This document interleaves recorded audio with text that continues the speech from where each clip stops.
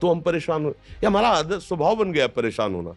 थोड़ा सा धैर्यवान बनो, गंभीर बनो। कोई इस भारी से भारी विपत्ति में परेशानी स्वीकार करके विपत्ति से थोड़ी निकला जाता। सुलझो, ठीक है, विपत्ति आई, समस्या आई, इसका समाधान होगा। ऐसा थोड़ी कि हमें नष्ट कर देगी। अगर अभी हमारी बड़ी हानि हो जाती है, हम कल इससे बड़ा लाभ प्राप्त कर सकते हैं। हमको एकदम बिल्कुल गंभीर रहना है, इतने कमजोर नहीं बन जाना। अब वो गए तो क्या होगा, अब वो वस्तु गई तो क्या, पद गया तो क्या होगा। प्रयास किया था, ये पद मिला था, इससे बड़ा पद प्राप्त करूंगा, मैं इससे बड़ा महान बनूंगा। ठीक है, एक बार गिर गया, गलती हो गई, दंड भोगूंगा, फिर इससे ज्यादा संयम में रहूंगा। बिल्कुल मतलब एकदम फ्रेश दिमाग रखना चाहिए। पर अपने लोग क्या है, जरा सी बात में एकदम पछड़ा कर लेते हैं, एकदम कमजोर हो जाते हैं। ये बिल्कुल ठीक नहीं है। हम जीवन भर की यात्रा की बात कह रहे हैं, भारी से भारी कष्ट में भी मुस्कुराना, तो हमें बल मिला है, हमें भगवान की कृपा का दर्शन हुआ है, हमें उनका दुलार दिखाई दिया है। अगर ऐसे तो भाग जाते हैं, फिर परमार्थ में थोड़ी चलना होता है।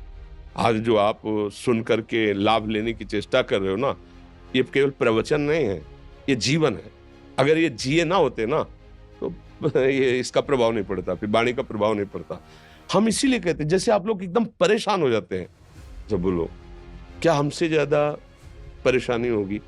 दोनों किडनी खराब, दवाई लाने के लिए पैसे नहीं, पानी रखा है हम उठ के पी नहीं सकते, भीषण शरीर में कष्ट, भीषण बुखार, क्योंकि किडनी फेल, जरा में बुखार, खाने को क्या, रोटी मांग के लाओ। अगर वहां सब्जी मिलती तो लाल मिर्च ऐसी पड़ के मिलती थी कि वो पा नहीं सकते थे। आप सोचो, पानी लाना है तो मुझे लाना है, पीना है तो मुझे पीना है।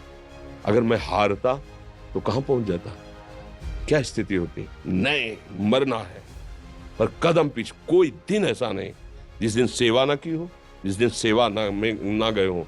गुरु जी की सेवा में जाना है, पहले अपने को स्वस्थ साबित करना है, नहीं वो सेवा ही नहीं लेंगे। तुम बीमार हो, तुम कष्ट में, वैसे उनकी दृष्टि बड़े शांत है, उनकी सेवा की, आके लेट गए। फिर हिम्मत की, अपनी श्री जी की सेवा की, मधुकरी नहीं गए, 3-3 4-4 दिन भोजन नहीं गए, पर सेवा नहीं छोड़ा, दिनचर्या नहीं छोड़ी। और उसका प्रधान कारण संयम, ब्रह्मचर्य, भगवत आश्रय, नाम जप, कभी हारने नहीं दिया। अभी भी थोड़ी देर बाद डायलिसिस शुरू हुआ, हारने, आपको हारे हुए नजर आ रहे हैं। शरीर में पीड़ा है, किडनी फेल है, ऐसा थोड़ा हम स्वस्थ बैठे हैं, पीड़ा है, बार बार प्यास लगती है, थोड़ा थोड़ा पानी मिलता है, लेकिन हम आनंदित हैं, हम प्रसन्न हैं, हम लड़ाई में हारे नहीं हैं, ना हारेंगे, हम जीत चुके हैं। हम अपने मालिक के भरोसे में अपना सब बात, तो वो ये हम अपनी बड़ाई नहीं बता रहे, हम आपको बता रहे समस्या। सोचो, तुम्हारे पास तो माँ है, भाई है, बहन है, परिवार है, कोई ना कोई तो है ना। मेरा किसी ने कभी जीवन में ध्यान भी नहीं दिया, क्यों? बचपन से बाबा जी बन गए, किसी से प्यार नहीं, किसी से संबंध नहीं, कोई जानकारी नहीं, हम कहाँ हैं, वो कहाँ है, किसी से कोई मतलब नहीं। अच्छा, जवान साधु कौन श्रद्धा करे? कभी गांव जाने की हिम्मत नहीं पड़ती कि रोटी मांग ले, पता नहीं लोग क्या सोचेंगे, क्या भावना कर ले। हम दरवाजे पे खड़े हैं, क्या कैसी भाव, जो हमारे सामने आकाश वृत्ति से आया यौवन अवस्था में, वही पाया, अन्यथा भूखे रह गए। जब हम हर समय अपने को विवेक के द्वारा सावधान रखे, तो हम कभी निराश नहीं हुए, कभी उदास नहीं हुए, कभी ऐसा नहीं लगा कि यार हम दुखी, कभी नहीं लगा। उसी का फल है कि उस सुख का संकेत मिल गया जहां दुख की निशानी भी नहीं है। वही उसी के बच्चे हो, हम सब उसी धातु से बने हुए हैं। हम इतना क्यों परेशान हो जाते हैं? हम ये देखते हैं अपने लोग, थोड़ी बात बिगड़ गई परेशान, नहीं बिगड़ी तो बिगड़ जाने की संभावना में परेशान है। आज सुख है, लेकिन कल सुख छिन जाएगा, तो हम आज के सुख में सुखी ना होकर कल के दुख की आने की संभावना में हम भयभीत हो। मतलब क्या हमारी सोच रह गई? हमको इतना बलवान बनना है कि सुख और दुख दोनों हमको छू न सके। भारी से भारी सुख की व्यवस्था है तो अहंकार नहीं, हर्षित होकर किसी का अपमान न करे कि हम धनी, हम पदाधिकारी, अमुक।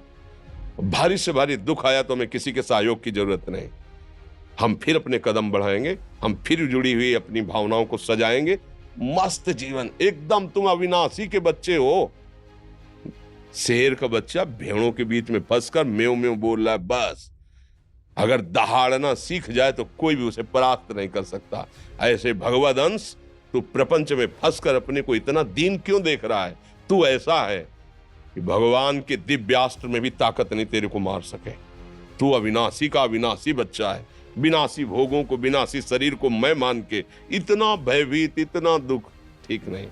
ये सबके लिए, केवल एक के लिए नहीं। आप समझो, आप लोग सोचते हैं हम गृहस्थ होकर भला ऐसी स्थिति कैसे। जनक जी सुखदेव जी के गुरु हैं और राजा हैं, महल है, रानियां हैं, नौकर है, चाकर।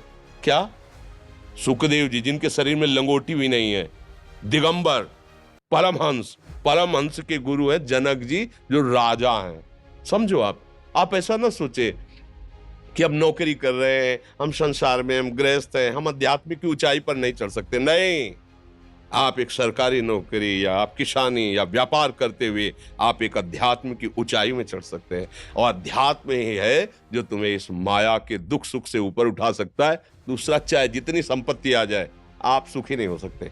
सब देख लो, आंख खोल के देख लो, अध्यात्म ही है जो तुम्हें हर कष्ट सहकर मुस्कुराकर जीने का रास्ता बता देगा कि आप आनंदित हो जाओगे। कुछ नहीं बिगड़ा, अध्यात्म है तो कुछ नहीं बिगड़ा, अध्यात्म नहीं है तो कुछ नहीं बना, कुछ